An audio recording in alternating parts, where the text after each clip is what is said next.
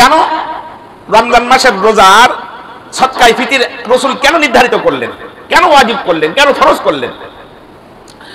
আবু দাউদ শরীফ হাদিস নম্বর 1609 আন ইবনে আব্বাস রাদিয়াল্লাহু তাআলা আনহু قال فرض رسول الله صلى الله عليه وسلم زكاة الفطر طهر الصيام من اللغو والرفث وطعمة للمساكين।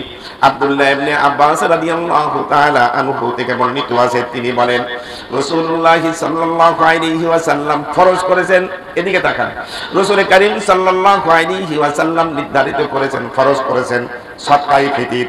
এটা হলো তুহুরুস সিয়াম, সদকায়ে ফিতর রোজাগুলোকে পবিত্রতা করার জন্য।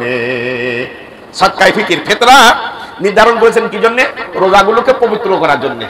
রোজাগুলোকে কি করার জন্য? পবিত্র করার জন্য। তো রোজার মধ্যে কি অপবিত্র এসে যায়? এই যে সকাল থেকে আমরা এখানে রোজা আমরা আছি, এর মধ্যে কি অপবিত্রতা আসছে? রাসূল বলেন হ্যাঁ, তোমাদের রোজার মধ্যে অপবিত্রতা এসে যায়। সেটা হলো মিনাল লাগবে, মানুষ সারাদিন কত বেহুদা কথা বলে, অনর্থক কথা বলে, কত রকম বাজে কথা বলে, যে কথা আল্লাহ এবং আল্লাহ রাসূল পছন্দ করেন না। মিনাল লাগবে, অনর্থক কত কথা হয়ে যায়, এই কথার কারণে রোজার মধ্যে ত্রুটি এসে যায়। ওয়ার রাফাসি, আর কত রকম অশ্লীল ভাষা মুখ দিয়ে বাহির হয়ে যায়, বাইর হয় না? কথা বলেন না কেন?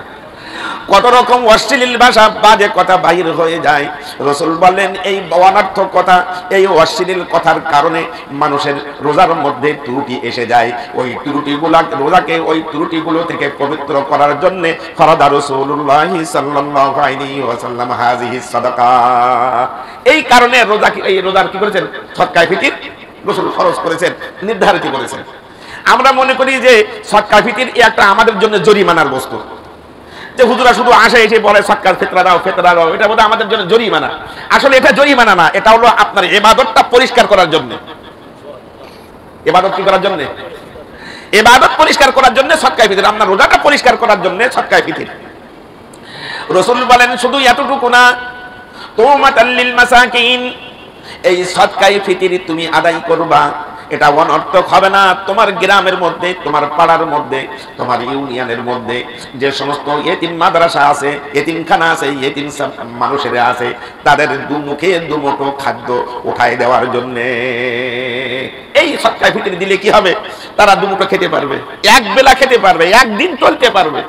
এটা হলো রাসূল করিম সাল্লাল্লাহু আলাইহি ওয়াসাল্লাম কি করেছেন? মানুষের মধ্যে ভ্রাতৃত্ব বন্ধন ঠিক রাখার জন্য রাসূল করিম সাল্লাল্লাহু আলাইহি ওয়াসাল্লাম সদকায়ে ফিতর নির্ধারণ করেছেন।